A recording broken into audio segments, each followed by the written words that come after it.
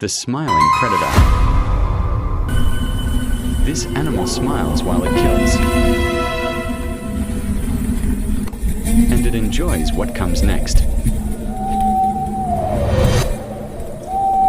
Dolphins don't hunt just to eat. They've been observed isolating smaller animals, cornering them and beating them repeatedly with their bodies. Once and quickly, until the animal stops moving. They don't consume the body, they don't need to.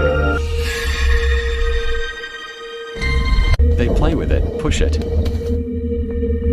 drag it, sometimes for hours. Dolphins have complex brains, they recognize suffering, they understand fear.